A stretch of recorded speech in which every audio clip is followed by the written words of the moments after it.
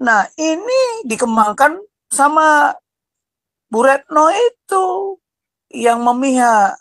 Ya karena dia pikir dia kan ikut-ikut PDIP, ikut-ikut Bung Karno.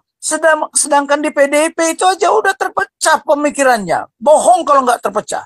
Yang tidak suka dengan Pancasila hanya di mulut saja. Itulah musuh terbesar kita. Nah, musuh yang di dalamin aja belum diselesaikan, ngurusin orang negara lain. Makanya banyak jenderal-jenderal kan ngomong seperti yang dilakukan. Ngapain ngurusin negara orang? Negara kita aja nggak terurus gitu loh. Sila-sila Pancasila itu. Dengan ngomong saya pendukung Palestina, persatuan pecah.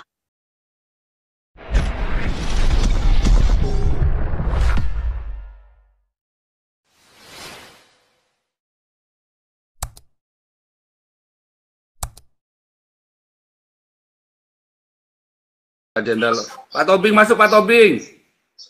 Mana Pak Tobing nih? Pak Jenderal. Halo. Aduh, Pak Jenderal, hajar saja ini. Jadi ginilah. Sekarang kan tergantung, saya bilang tergantung paradigma. Paradigma bangsa ini sudah hilang kekitaannya. Lebih menonjol kekamian dan kekamuan. Jadi nggak ada lagi satu negara, satu ideologi, satu apa itu nggak ada lagi kita ini. Kita udah terpecah. Sebenarnya Indonesia ini secara formal apa juridis formal aja, secara de facto nggak ada. Jadi mengeluarkan apa paradigma mendukung Palestina sama saja sebenarnya menghancurkan Indonesia. Nggak ada yang tahu itu. Emangnya sekarang kan terbelah dua. Mana ada orang Kristen yang tidak mendukung Israel? Kalau dia tidak mendukung Israel berarti dia bohong. Berarti dia menentang kitab sucinya orang Kristen. Kitab sucinya orang Yahudi. Ya itu aja. Jadi sebenarnya kita udah terbelah. Belahnya bukan belah pinang, belah bambu. Itu yang harus jadi. Jadi paradigma itulah yang penting. Iya. Orang bagaimana ya? Orang pengikut yang percaya sama Tuhan Yesus kan berprinsip bahwa firman Tuhan itu Tuhan. Firman Tuhan itu adalah Tuhan itu sendiri. Jadi kalau firman Tuhan siapa yang memberkati Israel akan diberkati, siapa yang mengutuk Israel akan dikutuk, itu terjadi. Jangankan kita bisa menjadi Indonesia emas, enggak akan tercapai lah. Potong kepala saya. Yakin, bisa. Mana apa Indonesia emas? Enggak pernah ada itu Indonesia emas. Enggak pernah kita kedepankan. Itu hanya kata-kata Indonesia emas. Diambil, buka aja lah. Pendeta David Yeremia yang di Amerika bilang apa? Era keemasan. The Golden Era. Tapi the golden era untuk siapa?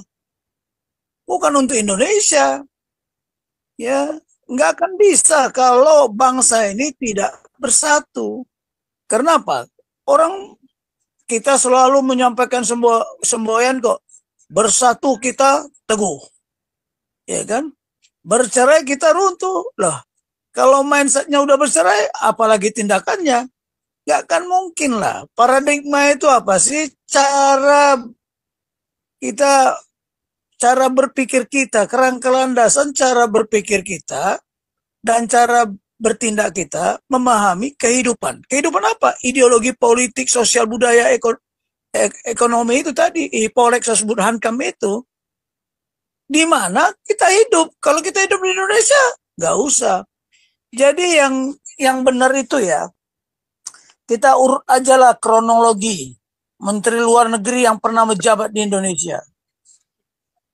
Waktu sebelum Pak Retno ini, ya kebijakan luar negeri kita itu kan, tapi kebijakan luar negeri kita itu yang pakem itu sudah dipakemkan, bebas aktif dan non-blok. Jadi ada Menteri Luar Negeri, saya agak lupa namanya, waktu itu masih kolonel saya waktu itu. Jadi dia mengatakan ya kebijakan kita tuh dynamic equilibrium. Kita dinamis tapi equilibrium. Apa maksudnya itu? Karena seperti Inggris dia punya. Jadi kita dinamis ya, kita dinamis. Equilibrium itu apa? Kita seimbang, jangan memihak. Nah, ini dikembangkan sama Bu Retno itu yang memihak. Ya karena dia pikir dia kan ikut-ikut PDIP, ikut Bung Karno. Sedangkan di PDIP itu aja udah terpecah pemikirannya. Bohong kalau nggak terpecah. Cuman orang-orang yang percaya sama Bible tidak berani ngomong. Di situ kan banyak Adiana Pitupulu, Marwara Sirait, Effendi Simbolon, banyak lagi saudara-saudara saya di situ juga banyak yang berbangga topik. Dia nggak berani ngoceh yang di DPR itu. Padahal mereka ada di Komisi 1, Komisi 2, Komisi sampai seterusnya. Jadi ini walaupun kita diam gitu ya, artinya orang-orang yang percaya itu diam, tidak ngomong, ya akibatnya apa? Itulah orang yang benar tidak ngomong, maka negara ini pun hancur. Makanya saya bilang pada pencerahan-pencerahan sebuah konflik paradigma dan terminologi. Terminologi apa?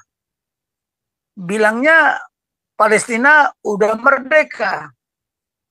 Bilangnya satu lagi dijajah. Yang mana yang benar? Yang mana yang benar? Ya udah merdeka atau belum? Lah aneh Indonesia ini. Ada kedutaannya di Indonesia. Kalau ada kedutaan kan berarti ada perwakilan negara. Bahwa negara itu eksis kan gitu. Aneh-aneh. Jadi kita udah terpecah. Contoh. Ya, para anggota DPR waktu masalah Palestina, masalah Hamas ini. Wah semua pakai bendera Palestina dikalungkan di lehernya. Itu apa maksudnya? Bendera itu simbol. Simbol suatu negara. Ya, bendera itu harus dibawa sampai mati. Kalau kita lihat kerajaan-kerajaan dulu, kalau berperang, pasti benderanya ikut. Ikut berperang benderanya.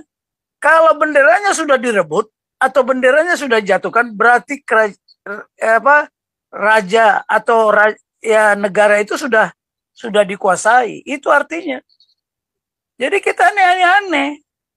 Makanya kenapa mesti ada bendera Papua? Sementara yang lainnya nggak ada benderanya. Ya, Sumatera Utara ada benderanya, Sumatera Barat ada benderanya, Kalimantan ada benderanya. Kok aneh? Hanya Aceh sama Papua. Ada apa? Nah, yang begini-beginilah nanti membuat kita pecah semua. Karena tidak ada patokan yang standar.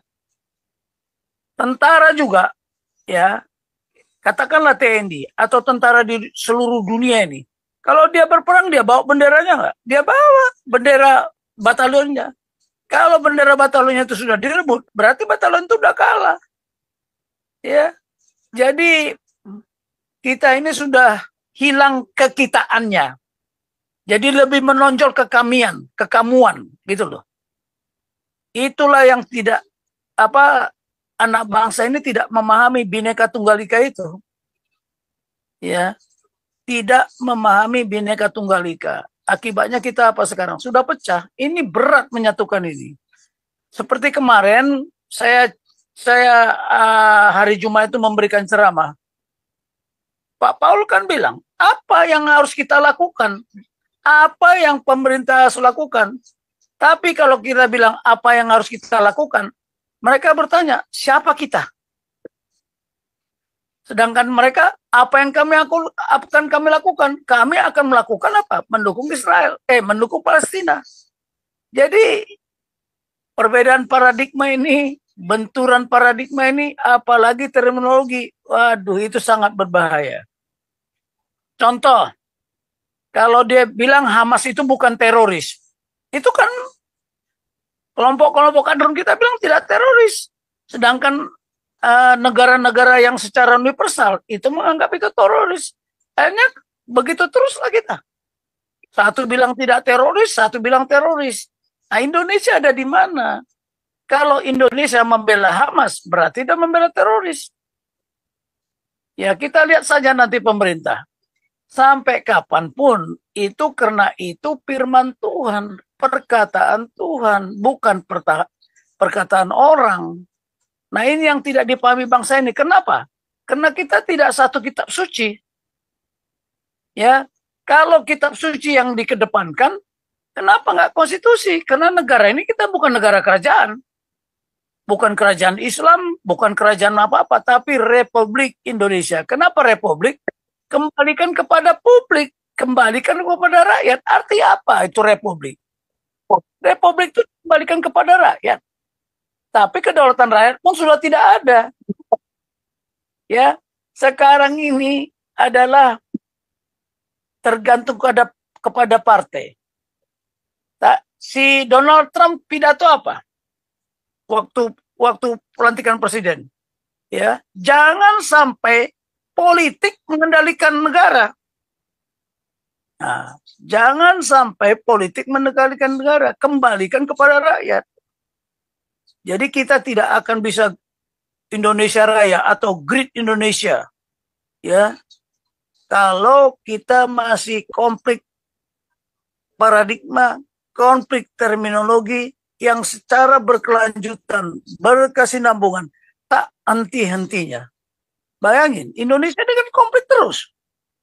Sejak sebelum Indonesia merdeka, setelah Indonesia merdeka, sampai saat ini, proses benturan konflik. Makanya saya katakan, Negara Kesatuan Republik Indonesia ini belum selesai. Belum selesai dalam apa? Bagaimana mereka semua betul-betul Pancasila. Bukan hanya di mulut saja, tapi di dalam jiwa raga. Ya kan? Di dalam pengabdian, pengorbanan. Harus semua keputusan itu berdasarkan Pancasila. Contohnya begini. Keputusan kita mendukung Israel, mendukung apa? Palestina, sudah Pancasila enggak? Nah, berdasarkan ketuhanan enggak? Kalau berdasarkan ketuhanan, kita tidak mendukung dia. Nah, sekarang konsep ketuhanan itu, konsep ketuhanan, Tuhannya siapa? Kan itu pertanyaannya. Ya kan? Kemudian, berdasarkan kemanusiaan adil dan beradab enggak? Ya nggak bisa dibilang Israel penjajah. Nggak bisa. Ya kan? Nggak bisa. Karena dia diakui sebagai negara di dunia. Palestina baru belakang-belakang ini ya kan? Nah, yang kemudian, ya saya katakan, kita kalau tidak melaksanakan apa yang tertulis di konstitusi, sorry aja, tidak akan tercapai. Makanya berat bagi rejimnya Kabinet Merah Putih ini untuk membawa bangsa ini menuju. Kalau visinya Kabinet Merah Putih ini kan baru menuju Indonesia Mas, bukan menjadikan Indonesia Mas. Itu pun paradigma. Kalau menuju baru ke sana. Di konstitusi juga kita baru sampai pintu gerbang. Sampai sekarang masih di pintu gerbang kita, belum masuk-masuk. Kenapa? Pintunya itu tidak dibuka. Itulah, pintunya itu tidak dibuka. Makanya pemahaman itu ya bukan gampang, bukan karena saya sudah P4, saya sudah tahu semua. Orang P4 hanya memorize kok, hanya mengingat-ingat, melaksanakan juga enggak, karena tidak paham. Itu jadi selama paradigma Pancasila dan Konstitusi Undang-Undang Dasar 45 sebagai paradigma karakter nasional tidak dilaksanakan secara murni dan konsekuen, sorry aja, stabilitas keamanan tidak akan tercapai. Stabilitas politik tidak akan tercapai. Stabilitas ekonomi pun tidak akan tercapai. Nah, akibatnya apa? Ya kita melanggar Pancasila. Sebenarnya yang menjadi pengkhianat di negara ini, musuh yang terbesar adalah mereka yang mengabaikan, yang menentang, yang tidak suka dengan Pancasila, hanya di mulut saja. Itulah musuh terbesar kita. Nah, musuh yang di dalam ini aja belum diselesaikan, ngurusin orang negara lain. Makanya banyak jenderal-jenderal kan ngomong seperti yang dia pernah. Ngapain ngurusin negara orang? Negara kita aja nggak terurus gitu loh. Ya masih banyak. Kalau tadi Pak Putih ngomong caplin apa segala, sudahlah. Lihat aja lah. Apa sekarang yang harus difokuskan ketahanan pangan. Siapa yang terlibat masalah ketahanan pangan? Itu aja udah bisa lihat. Karena dia mengambil keuntungan. Sudahlah, saya sudah ke desa-desa, sudah ketemu dengan rakyat itu, Pak Tobing. Kami itu setengah mati mendapat pupuk. Cobalah. Dapat pupuk, dikasih jalan keluar, nggak mau. Ya sudah, kita sonder pemerintah lah. Harus berbuat. Karena nasib bangsa itu. Coba, PHK. Saya 3 tahun yang lalu udah ngomong. Akan terjadi massive employment. Pengangguran besar-besaran. Nah sekarang coba, setiap hari ada PHK. Waspada nggak negara ini? Padahal PHK itu adalah salah satu tugas. Bagaimana kita mensejahterakan kesejahteraan umum. Kesejahteraan umum. Umum itu siapa? Tidak pandang militer, tidak pandang orang miskin. Semua rata. Coba pensiunan militer sekarang sama dengan UMR. Sama dengan UMR. Saya kasih tahu lagi. Nggak percaya, tanya jenderal-jenderal itu. Udah pensiun berapa dapat? 4,1 juta. Malah dia tinggal di rumah. Rumahnya harus bayar pajak. Bayar ini, bayar ini, bayar ini. Coba. Bisa nggak makan. Ya, kalau negara ini kuat, rakyat dulu yang perlu sejahtera. Rakyat sejahtera, negara kuat. Kalau rakyatnya tidak sejahtera, nggak mungkin negaranya kuat. Karena tumpuannya di kerakyatan. Ada di rakyat. Ya, alinea keempat. Semua kita sudah menabrak sila-sila Pancasila itu. Dengan ngomong saya pendukung Palestina, persatuan pecah. Karena bangsa ini bukan satu agama. Kalau kecuali negara ini negara Islam. Oh silakan. Tapi negara ini bukan negara Islam. Ya, mohon maaf bagi rekan-rekan yang beragama Islam. Negara ini bukan negara agama. Negara ini bukan negara Islam. Negara ini negara Kesatuan Republik Indonesia. Apa artinya kesatuan? Kita bukan persatuan.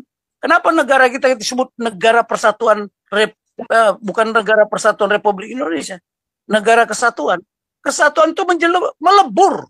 Siapapun dari suku mana, siapapun dari agama mana, kepercayaan mana. Satu kesatuan. Melebur menjadi satu. Kalau persatuan itu tidak. Ya seperti Amerika itu persatuan. Itu bisa pecah nggak? Sangat gampang. Ya kan, negara bagian Texas mau memisahkan diri.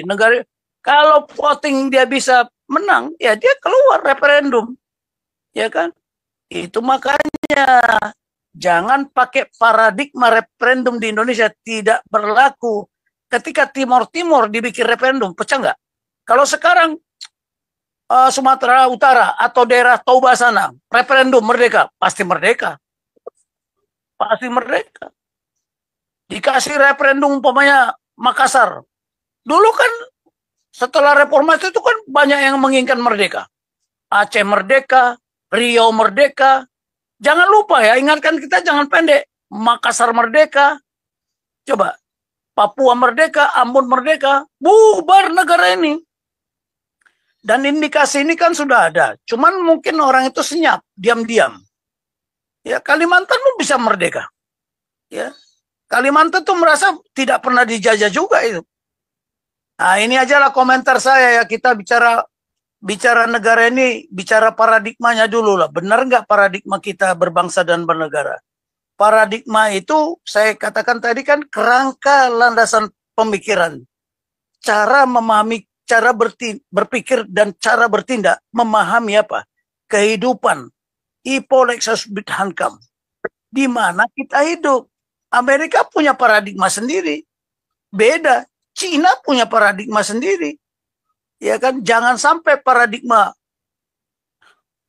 provinsi-provinsi ini buat paradigma sendiri. Tapi udah terjadi itu. Kan otonomi daerah itu kan yang membuat paradigma ini kita terpecah-pecah. Nah, itu ajalah komentar saya, Pak Paul. Ya, Pak Tobing, silakan sebentar, Pak. monitor aja tadi sebenarnya.